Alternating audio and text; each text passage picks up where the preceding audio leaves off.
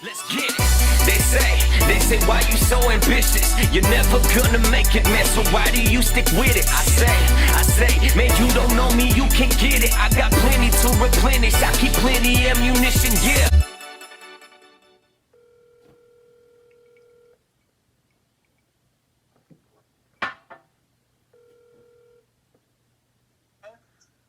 Hello, sorry about that, I took a drink. Hello, this is Daryl Simpson from the brokerage Real Estate Enthusiasts in Davison. I was just wondering if you were the owner of... Yes, I am. Well, I was calling today because I noticed the property was for sale by owner and it's been listed for about 33 days. It's not very long. I saw there was an open house and I was just kind of wondering if there's been any progress, if you've had any offers.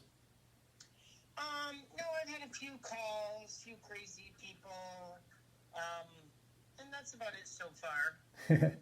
I'm sure you've probably had about 20 or 30 agents call you. Yeah, I've had a couple agents, not 20 or 30, but probably about 5 or 6. Well, good. I know your time is important and valuable, and I don't want to eat it up. And I see that you chose it for sale by owner for a reason. I was wondering if you could maybe give me some insight into what that reason was. Mainly the reason is because the house isn't finished. It's not near finished. Okay. So it's not going to be like a bank financeable kind of thing. Okay. It's going to be a cash or probably, in this economy, a land contract. Okay. So I'm just kind of have my feelers out. And a lot of times when you go to a real estate agent, then that's even more that people have to come down with. Right. You know, because there's more missions and so forth. And then on top of that, like, I guess I have to be more fair about it. Okay. I don't want to put down a dollar amount because I'm not looking for just anybody to buy it because, you know, a lot of people can come up with some money. Mm-hmm. But the problem is that then when they don't do anything with the house or they make it work, Absolutely. you know what I mean? Yeah, so you're... Go ahead, continue.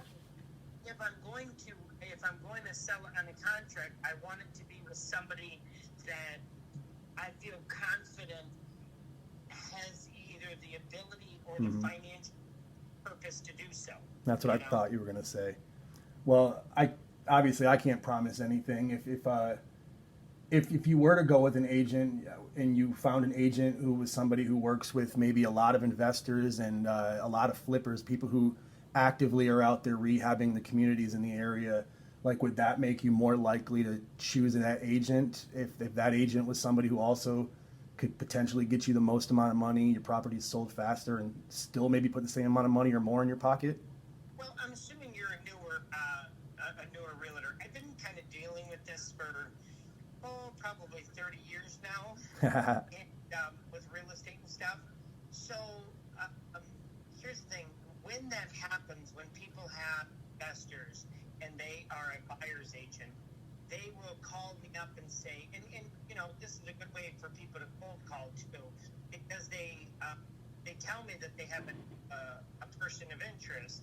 Yeah. And if I would, you know, be willing to give them commission if they sold my, which I have no problem doing. Of course. You know what I mean? It's locking it down, and so I'm kind of giving myself an opening here because as I have it listed, like I have an electrician getting ready to start on the property. Okay. And he's all the electrical in it. And then once that's done, then I'm going to hire somebody to come in and do the drywall. Okay. You know, and so it's like I bought the windows. Once it gets a little bit warmer, if I haven't sold it, then I'm going to take the windows up and start putting it in. Okay. And then at that time, I may raise the price. I may leave the price, you know, about where it is. I don't know. So this just gives me a little more flexibility. You know what I mean? Yeah.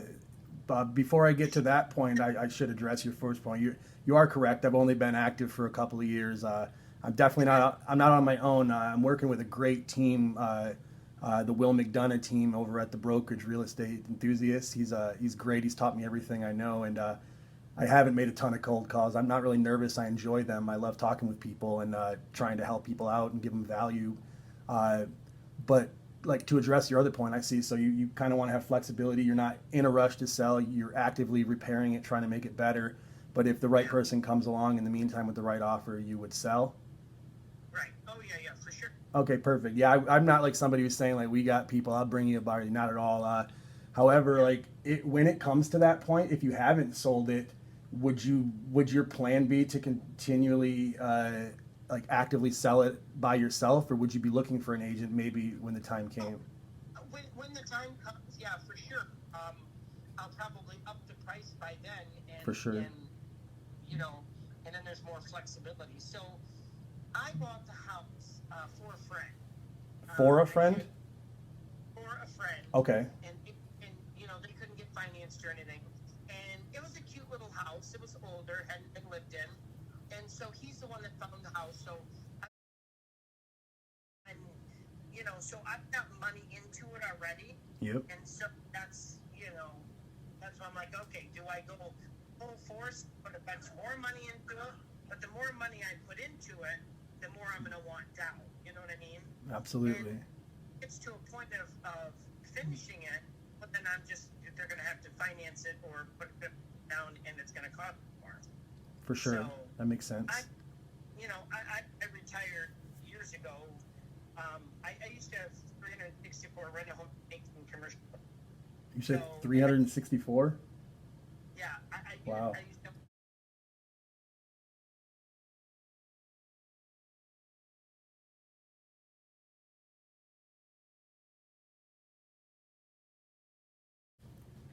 Stop! Leave the puppy alone. So, you know, I like having land contracts. I really don't mind. Yeah. And a couple of years ago, I had probably, about a year and a half ago, you know, when the market changed, Yep. I had people paying them off left and right. And I would say I probably had, I think it was like 113 land contracts over a year and a half. Wow. That were all paid up. I don't need the money. I prefer the residual income. You know what I mean? Absolutely. But when somebody buys a triplex from me and they still only owe me like 30 grand after, 10 years, and then all of a sudden they call me up and say, hey, I just sold this for $270,000. I'm like, okay, good for you. So, and then I get paid off, and even though I was only charging like $375 a month, that's good interest. You know what I mean? Yeah, absolutely. Were most of your contracts around 6.5%? Oh yeah. Yeah. Well, I've got some older ones and stuff that are about 8 and 9. Love it. But I've always tried to.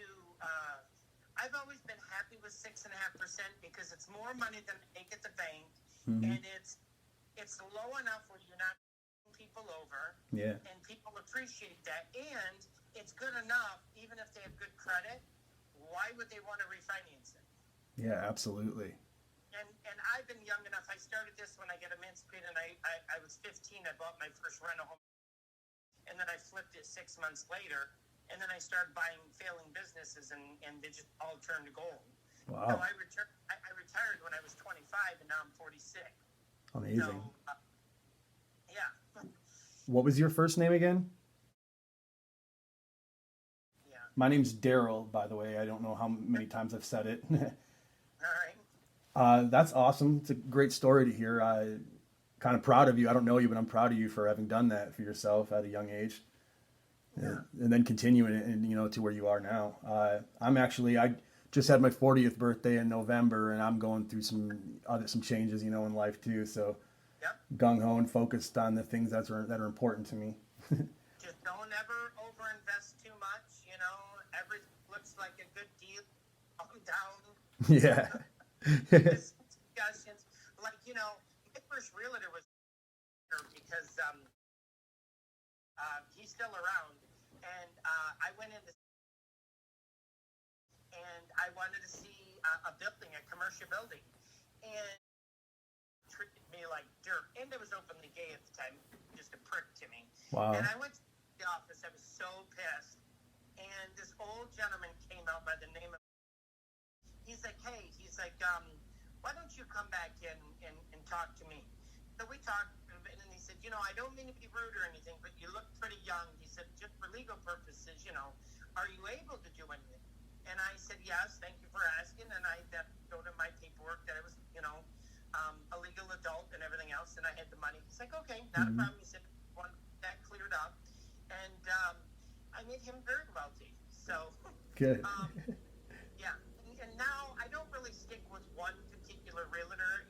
When I do buy, I just bought 6 houses in the past 4 weeks. Oh, wow. I've been wanting to get involved, and I've got 3 that I just put, offers in. I'm waiting to hear back. Great. And I'm trying not to get back into that, but it's kind of fun, you know what I mean? And that's why, like, he tried to get me to be a realtor years ago. He said he'd be good at it, but I wouldn't be good at it because I would want all the good deals for myself, you know what I mean? Absolutely. Like unethical, you know what I mean? Right. So, and I just don't like that. I'm in ethical people and doing the right thing, and Yeah. So, you probably get a lot of fulfillment from the investment side too. So. yeah. You're good. And I hate stupid people. So when people come with dumb ideas, I just feel like you're stupid. That makes no sense, I totally So, understand that. I hold my tongue. I don't have to hold my tongue, so I don't. Absolutely. Well, I guess I've been having a great conversation. I just was wondering, since my next question was going to be, whenever we got to it, like, do you have realtors you specifically work with, or a specific one? Because, like, if there's any time you'd be willing to, like, sit down and talk with me, just, like, to go over what we kind of could offer for when you do, maybe you'll decide you want to go with me, or in the meantime, you might, want us to help you, on another project. How about you do this? How about you keep this kind of information, Okay. And check back with me in about 2 months or so when it starts breaking a little bit, and then give me a call and remind me of this conversation. Okay. And if I at the house, and we'll definitely talk. Perfect. You said about 2 months? Yeah, give me about 2 months. Yep. Okay, perfect. I'll call you in, just to be safe, I'll probably call you in about 7 weeks. Is that fair? Okay, that's fine. All right, perfect. I'll round it up so it's closer to 2 months, so I'm not being pushy. I don't want to ever do that. Okay. All right, not a problem. Awesome. I hope you have an amazing night and the rest of your week, and hopefully you sell your property and everything goes great, but either way, I'm going to touch base in about 7 weeks. Okay.